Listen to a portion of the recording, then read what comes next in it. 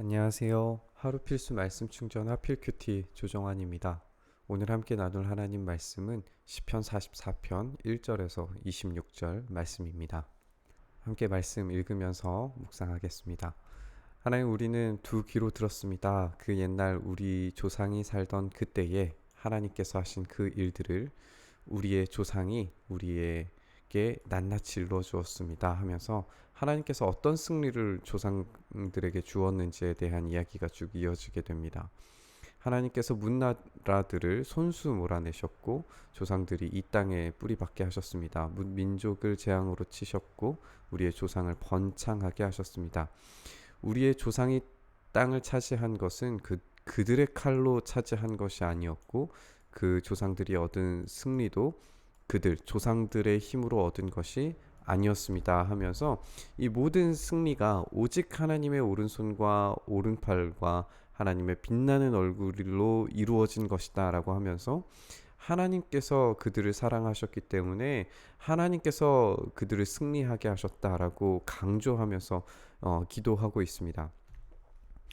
주님이야말로 나의 왕, 나의 하나님, 야곱에게 승리를 주시는 분이십니다. 이렇게 고백합니다. 주님의 능력으로 우리는 적을 쳐부수었고 우리를 공격하러 오는 자들을 주님의 이름으로 짓밟았습니다.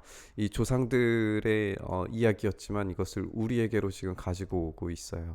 내가 의지한 것은 내 활이 아니라 내 칼이 아니라 오로지 주님만이 우리로 하여금 적에게서 승리를 얻게 하시고 우리를 미워하는 자들이 수치를 당하게 하십니다라고 하면서 오직 주님만이 승리의 이유 되심을 이렇게 이야기하고 있습니다. 그래서 우리는 언제나 우리 하나님만 자랑하고 주님의 이름만 끊임없이 찬양합니다라고 이렇게 이야기를 합니다. 그래서 1절부터 8절까지는 조상에게 승리를 주신 하나님께서 지금 우리에게도 동일한 승리를 주시리라고 하는 어떤 그런 기대감과 어떤 찬양과 주님만이 나의 힘이십니다. 주님만이 나의 능력이십니다. 그렇게 간절히 또 강력하게 고백하면서 기도하고 있는 것을 보게 됩니다.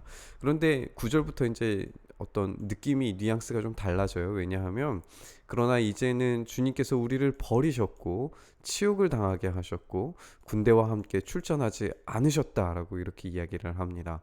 주님께서 우리를 적에게서 밀려나게 하셨기 때문에 우리를 미워하는 자들이 마음껏 우리를 약탈하였습니다. 이거 굉장히 실제적인 지금 사건이에요. 약탈을 당한 사건입니다. 그래서 주님께서 우리를 잡아먹힐 양처럼 그들에게 넘겨주셨고 여러 나라에 흩으셨습니다. 굉장히 위기적인 상황인 거죠. 주님의 백성을 헐값으로 파셨고 그들이 팔아 이익을 얻은 것이 아무것도 없습니다라고 이야기하고요.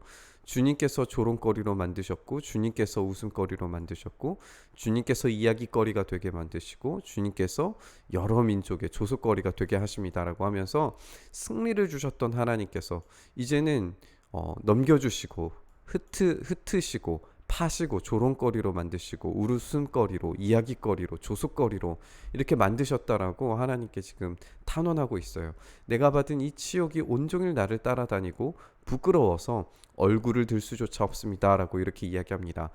이제 고대 당시에는 이제 수치 중심의 문화이기 때문에 명예 중심의 문화권이기 때문에 이 수치를 당한다는 것은 굉장히 심각한 타격이에요.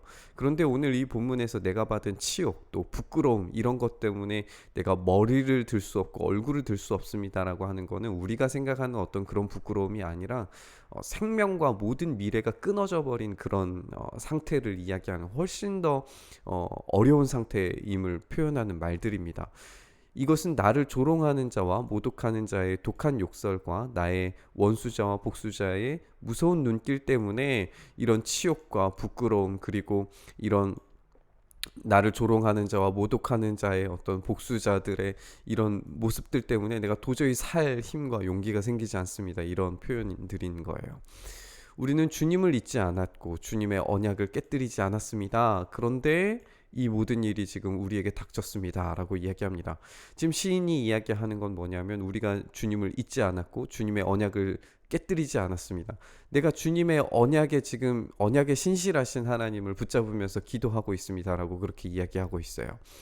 우리가 마음으로 주님을 배반한 적이 없고 우리 발이 주님의 길에서 벗어난 적도 없습니다. 다시 한번 이 언약에 대해서 잘 지켰음을 이야기하고 있어요.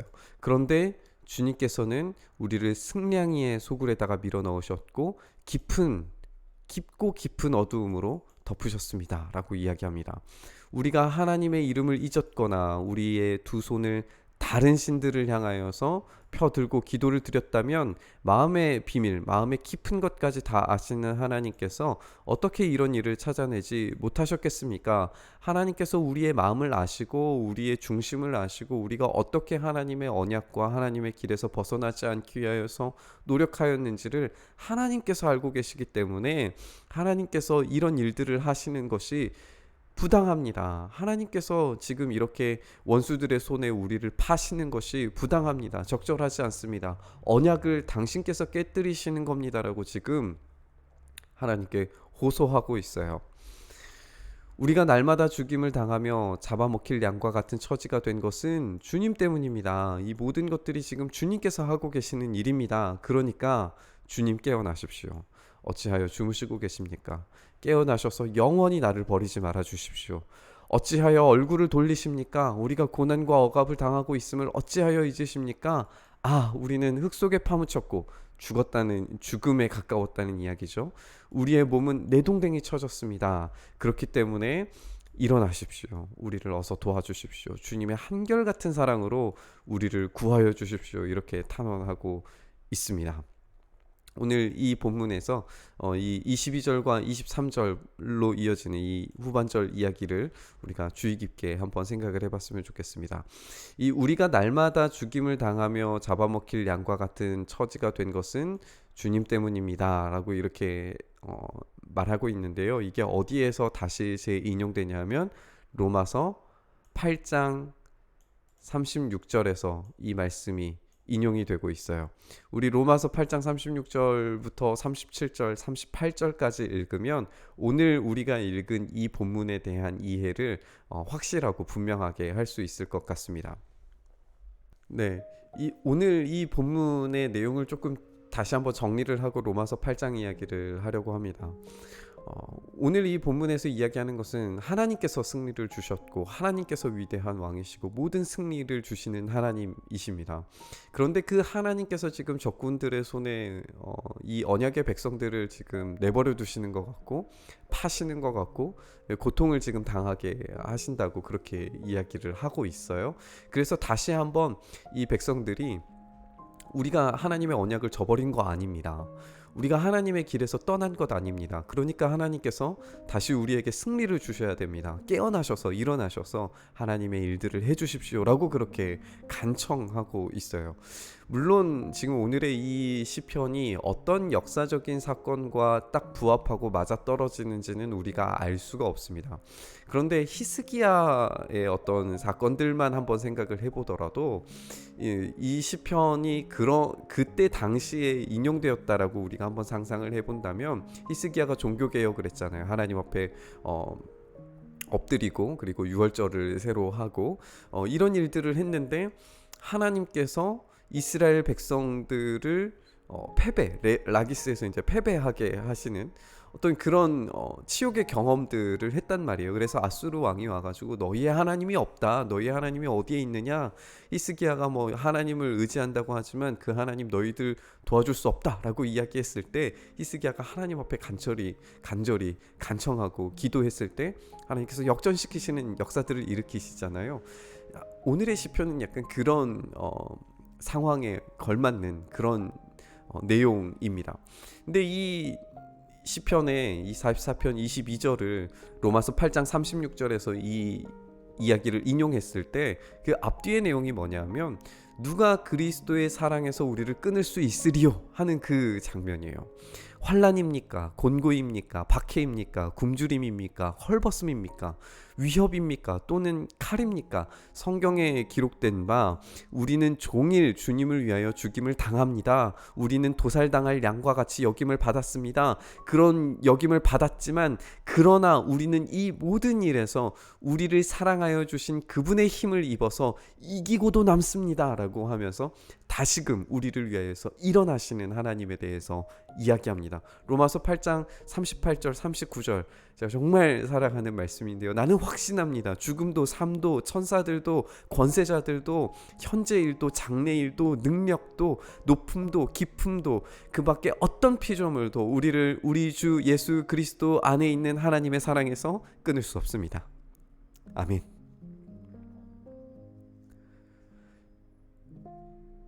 시편 44편과 로마서 8장이 우리에게 주시는 은혜는 우리가 비록 양처럼 죽임당하는 도살당하는 양처럼 끌려간다고 할지라도 하나님의 그 놀라우신 사랑과 그 언약 안에 머물러 있는 우리를 하나님께서 이기게 하시고 지켜주시고 보호하신다는 사실입니다. 2020년 우리의 한 해가 마치 도살당한 양처럼 그렇게 버려진 것 같고 고통당한 것 같고 그렇게 하나님께서 우리를 내버려 두신 것처럼 보여도 우리를 구원하시는 그 언약 안에 있는 언약 백성들을 향하여서 그 어떤 것도 우리를 무너뜨릴 수 없고 그 구원의 길을 포기하게 만들 수 없고 하나님께서 우리를 포기하지 않으시고 우리를 그냥 내버려 두지 않으시고 반드시 그 사랑으로 일어나셔서 우리를 도와주시고 우리를 승리하게 하시고 마침내 저 영원한 천국까지 우리를 이끌어 가신다는 사실입니다. 오늘 우리가 이 시편 44편과 로마서 8장 말씀을 다시 한번 묵상하시면서 한 해 동안 참 많이 고생하고 수고하고 애쓰셨던 그 삶을 뛰어넘어서 하나님께서 반드시 승리하게 하시는, 반드시 위로하시는, 여러분들을 이기게 하시는 그 놀라운 능력을 2021년에는 우리가 경험할 수 있도록 하나님 일어나십시오. 우리를 위하여 싸워주십시오. 우리의 삶 가운데 하나님의 그 승리를, 하나님이 주셨던 그 승리를 오로지 주님만을 의지하는 우리에게 그 승리를, 하나님의 일하심을 부어주십시오. 그렇게 우리 간절히 하나님 앞에 기도하며 나아갔으면 좋겠습니다. 주님, 그렇게 우리가 이 말씀 붙잡고 다시 주님의 언약 앞에 섭니다.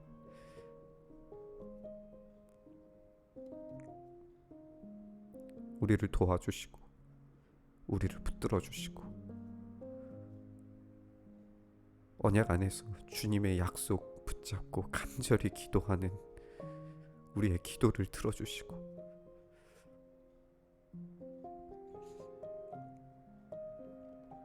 포기하지 않으시는 주님의 사랑이 2020년을 마무리하며 2021년을 준비하는 이 시간, 이 하루 가운데 하나님 역사하셔서 놀라운 사랑으로, 놀라운 은혜로 부어주시는, 쏟아 부어주시는 하나님의 역사로 우리의 삶을 채우시고 인도하시고 역사하여 주시옵소서. 그렇게 주님께서 우리의 삶을 붙들어 가시고 일어나셔서 우리를 승리케 하여 주시기를 간절히 소망하며